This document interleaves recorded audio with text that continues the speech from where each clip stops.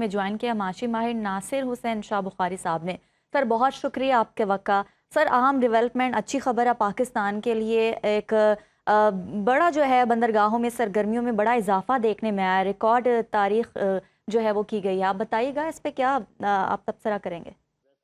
اس کا پوری طرح سے اگر فائدہ اٹھانے کا وقت ہے تو وہ اس پوری ایک سانحے کی صورت میں جو کہ جنگ کی صورت میں ہے تو پاکستان کے لیے پھر بھی ایک اچھا موقع مل گیا ہے، کیونکہ ٹرانس شپمنٹ کے سلسلے میں نہ صرف یہ کہ ہماری پورٹس بلکہ خاص طور پہ گوادر ایئرپورٹ جو ہے اس کے لیے بھی ہینڈلنگ کا، اور TIR جس کو ہم ICC international chamber of commerce کے زیر تمام پاکستان اس کا ممبر ہے، اور TIR کی جو ہے یہاں سے پاکستان سے سروسز شروع ہے، اس کے لیے بہت بڑی اپارچونیٹی ہے، اس میں تو کوئی شک نہیں ہے۔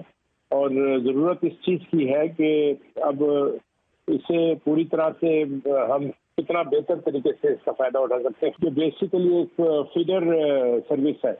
ہمیں AP لائن کو جو ہے فوری طور پر ایکسپینڈ کرنا چاہیے۔ آپ دیکھیں گے پچھلے گزشتہ سال کا جو پورا ٹرانس شپمنٹ کا کارگو تھا وہ 8300 TEU تھا، اور جو 20 ٹن کے کنٹینر ہوتے ہیں، اور اس دفعہ 24 دن میں ہی صرف یہ کنٹینر جو ہیں ان کی تعداد پچھلے پورے سال کی کنٹینر کی تعداد سے بڑھ گئی ہے۔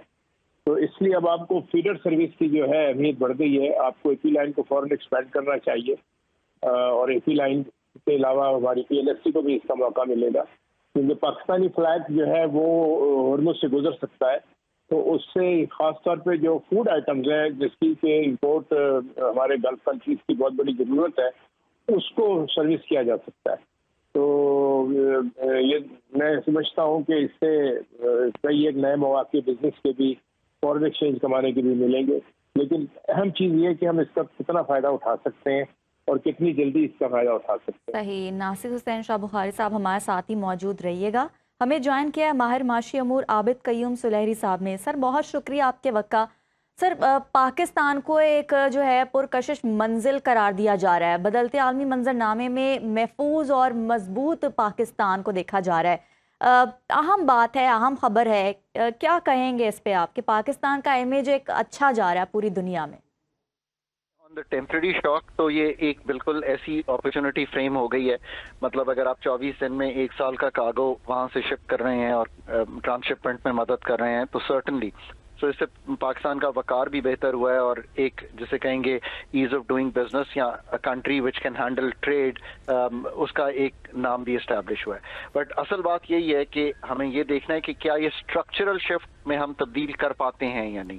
It should not be just temporary shock جو کہ لگے، جس کا مطلب یہ ہے کہ جو کرٹیکل پالیسی ونڈو ہے، اور اس کو انسٹیٹیوشنلائز کرنے کے لیے ہمیں اپنی جو ریگولیٹری فریم ورک ہے اس کو اسٹرینتھن کرنا ہے، ہمیں جو اپنی ابیلٹی ٹو ہینڈل یہ پورا ہے ایریا کی شپمنٹ، اس کو ہینڈل کرنا ہے۔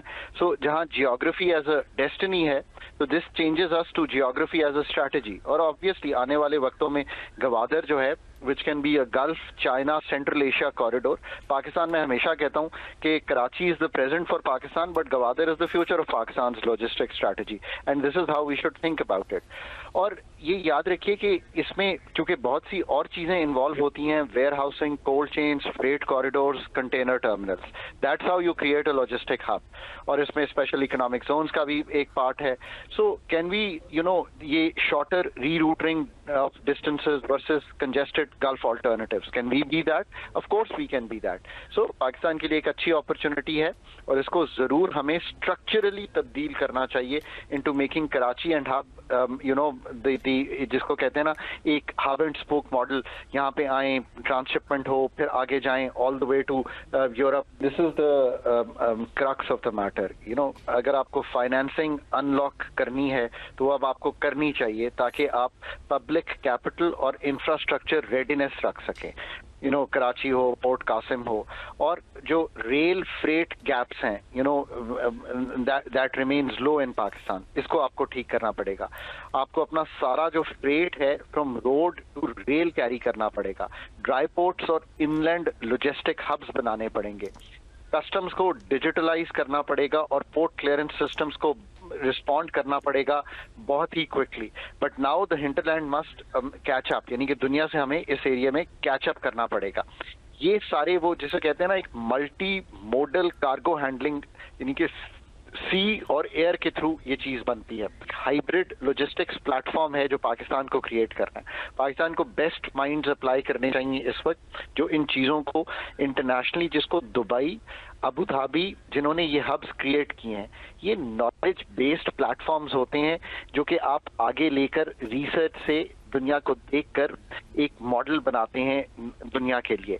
इसी से जो परसेप्शन है एक इम्प्रूवमेंट ऑफ स्टेबिलिटी का और सिक्योरिटी का आएगा। सही। खाकान अजीब साहब, आप हमारे साथ ही मौजूद रहेगा। हमें ज्वाइन किया है माहिर माशी अमूर आबिद कयूम सुलहरी साहब ने भी। सर बहुत शुक्रिया आपके वक्त का। सर गुज़िश्ता 24 रोज़ में कराची पोर्ट और ट्रांसशिपमेंट में ज़बरदस्त इजाफा देखने में आया और कहा जा रहा है कि ये पूरे साल के बराबर है, क्या कहेंगे इस पे आप? यकीनी तौर पर न सिर्फ पाकिस्तान के लिए अच्छी खबर है, बल्कि ये जो खित्ते के दूसरे ममालिक हैं जो कि इस वक्त सी ट्रांसशिपमेंट से मुस्तफीद हो रहे हैं, भी बड़ी अच्छी खबर है कि पाकिस्तान ने जो बैनुल-अक़वामी कवानीन जो है उनमें फ्लेक्सिबिलिटी लाते हुए अपने जो समुद्री हदूद है उसमें ट्रांसशिपमेंट की इजाज़त दी है। और इस मुश्किल वक्त में जो तफसील और जो ट्रेड है तो उसको कंटिन्यू रखने में सपोर्ट कर रहा है। और ये यकीनी तौर पे पाकिस्तान के इस रोल को इस वक्त पूरे खित्ते में सराहा जा रहा है।